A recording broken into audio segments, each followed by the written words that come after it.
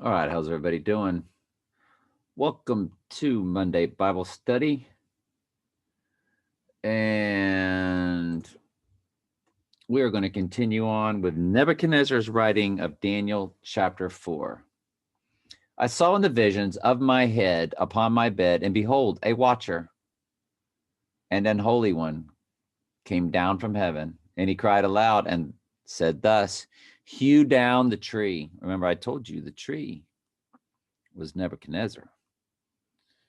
And cut off his branches, shake off his leaves, scatter his fruit. Let the beast get away from under it, and the fowls from his branches.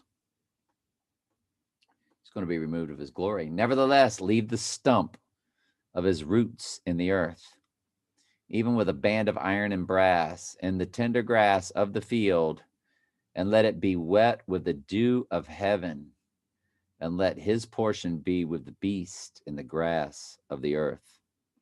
Let his heart be changed from a man's, and let a beast's heart be given unto him, and let 7 times pass over him. Many think this meant 7 years. Remember, 7 is the cleansing number.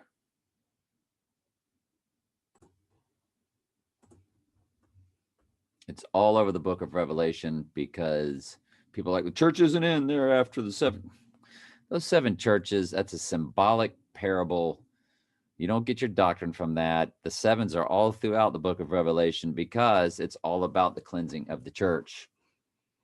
Then he went down and dipped himself 7 times in the Jordan, according to the saying of the man of God, and his flesh became again like the flesh into a little child. 7 is the number where God cleanses his church or cleanses the earth. Through like when he's bringing forth his wrath upon the earth, there's 7s all in there. So the 7 is about either cleansing the earth or cleansing his sheep. That's what the 7s are for. And notice right there in Daniel, let 7, because Nebuchadnezzar is going to go through the cleansing process. He's going to be a sheep. This matter is by the decree of the watchers and the demand by the word of the holy ones, to the intent that the living may ask, know that the Most High ruleth in the kingdom of men. Say that again. To the intent that the living, all living people on the earth may know that the Most High ruleth in the kingdom of men. I thought it was man's free will to do stuff. Choose God, not choose God. Yeah, our decisions. You can't raise yourself from the dead. You might be able to claim him in name, but you'll never be able to repent properly unless the Lord calls you. He only calls us sheep, and he calls them all the way through the repentant process. That's Romans 8, 29 and 30. And we've been over that many times. If you're new to my channel, for those he did foreknow, when at the foundation of the world, Ephesians 1, 4 and 5, he also did predestinate to be conformed to the image of his son, that he might be firstborn among many brethren. Moreover, whom he did predestinate, when at the foundation of the world, them he also called. You get the calling. And those that he calls, he also justifies. That's when you go through the sanctification, justification process. And those that he justifies, he also glorifies. That's when you get your glorified body and or Christ in you while you're living. So, and giveth it to whomever he will. So it's God's will who rules this earth. Remember, Jesus said, God said, I create evil, I create darkness. I, the Lord, do all these things.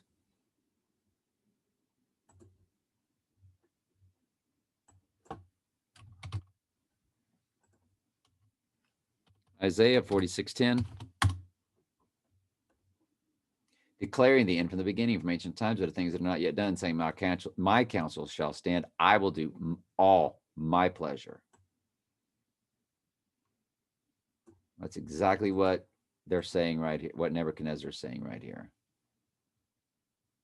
that he giveth to whomever he will. He declares all things. You go to Isaiah 45-7 or :7.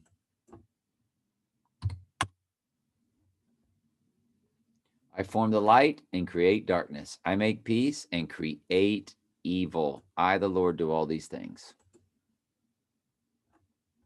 Yes, he's done it all. Nothing is done without his doing.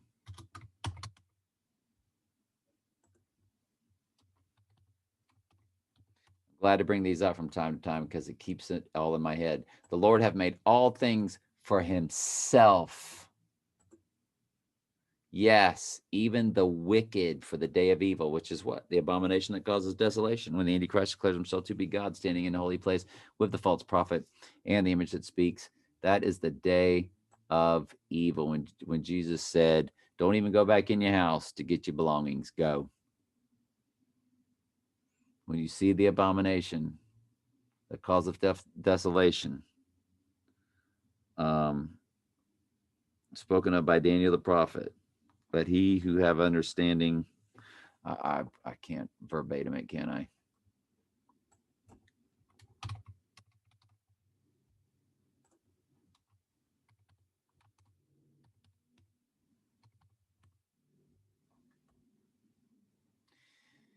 When ye therefore shall see the abomination of desolation, that's the day of evil, spoken of by Daniel the prophet, standing in the holy place, that's what he's going to be doing. Whosoever readeth, let him understand. I didn't butcher it too bad.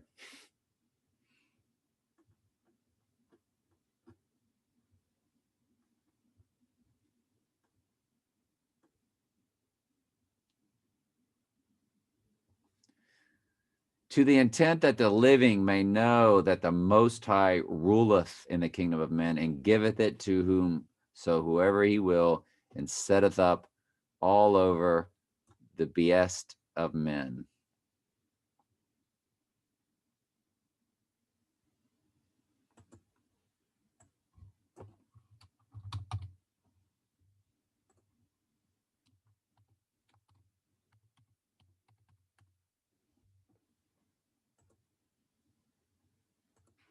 Let's try it, New Living. For it has been decreed by the messengers, it is commanded by the holy ones, so that everyone may know that the Most High rules over the kingdoms of the world. He gives them to anyone he chooses, good or evil, even to the lowliest of people. Belshazzar, that was the dream I had. So that Nebuchadnezzar saying, basically Daniel, that was a dream I had, that I, Nebuchadnezzar, had. Now tell me what it means, for none of the wise men of my kingdom can do so. But you can tell me, because the spirit of the holy gods, plural, is in you. So he's still got that God's thing going, doesn't he? Why? Because now he's back out of telling you. See, he's shifting from after it occurred and he was humbled to back when before he was humbled. So he's still speaking with holy gods.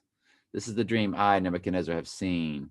Now thou, O Belshazzar, declare the interpretation thereof, for as much as all the wise men of my kingdom are not able to make known unto me the interpretation, but thou art able, for the spirit of the holy gods is in thee.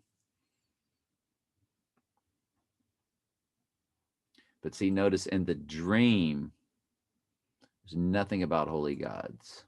It is about the one high. So in the spirit, he understands that there's one God.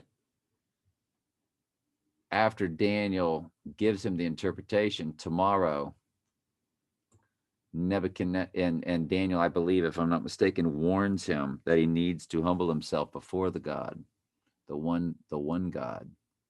Humble himself before the God of all things that he already spoke of in that dream. He doesn't do it. If I'm not mistaken, he steps out into the porch. I think I'm not getting him mixed up with the next one to have issues.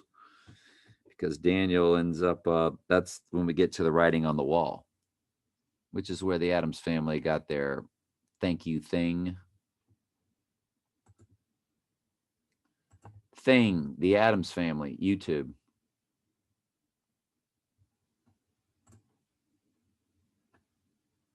Can't believe that Daniel deal. That Daniel deal. Literally said the name Daniel. Tell me that goes to the machine in writings. Idle hands are the devil's workshop. Interesting they would say that, isn't it?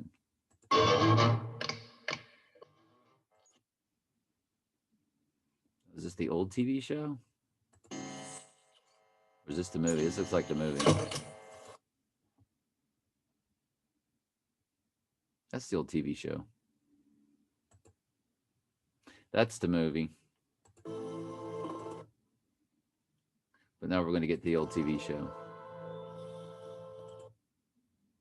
Don't want to get a copyright strike.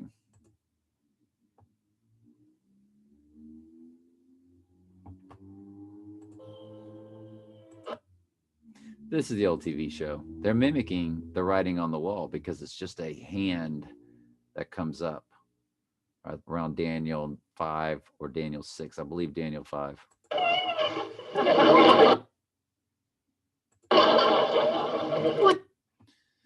That's the hand that does the writing on the wall. Daniel, the hand, the writing on the wall. And that's where the expression, the writing on the wall, came from. When people go, well, I could read the writing on the wall. Daniel 5, the writing on the wall. Suddenly, the fingers of a human hand appeared and wrote on the plaster of the wall. Now, that's in the NIV. Of course, in the King James, we'll get a different. So, excited to get into that with y'all. But Nebuchadnezzar's, I believe, is the one that goes on the porch and he'll be like glorifying himself. Isn't all this wonderful that I created here in Babylon? Boop. Suddenly, what he had dreamed about will actually take place, and he'll be humbled, and his nails will grow long, and he'll be, for 7 years, his whole kingdom will watch him out there grazing like a beast. Yeah. Until he's cleansed, and then he comes back, and then, so he's telling this story. Nebuchadnezzar's telling this story. Remember, it begins with I, Nebuchadnezzar. So anyway, let's move over to Luke 18.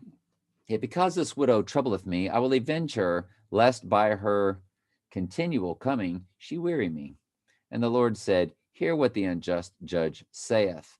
And shall not God avenge his own elect, his sheep, which cry day and night unto him, though he bear long with them? I tell you that he will avenge them speedily. Nevertheless, when the Son of Man cometh, shall he find faith on earth? And he spoke this parable unto certain which trusted in themselves that they were righteous and despised others. Talking about the scribes and Pharisees. 2 men went up on the temple to pray, one a Pharisee and one a publican. And the Pharisee stood and prayed thus with himself, God, I thank thee that I am not as the other men are, extortioners, unjust, adulterers, or even as a publican. I fast twice a week. I give tithes of all I possess. And the publican, standing far off, would not lift up so much his eyes unto heaven, but smote among his breasts, saying, God, be merciful to me, a sinner. And see, I was the same way when I was practicing the astrology and all that. I was still reading my Bible, and I was asking God, call me to your kingdom, because I knew it was a calling, because it was clear in Romans 8 and Romans 9. I tell you, this man went down, and of course, Ephesians 1, 4, and 5, and of course, Ephesians 2, 8, 9, and 10, especially verse 10. And I tell you, this man went down to his house justified rather than the other. For everyone that exalteth himself shall be abased, and he that humbled himself shall be exalted. And they brought unto him also infants, that he would touch them. And when his disciples saw it, they rebuked them. And of course, Jesus will tell them not to do that. All right. Love y'all very much. Any questions, just ask. That's what we're here for. Love you.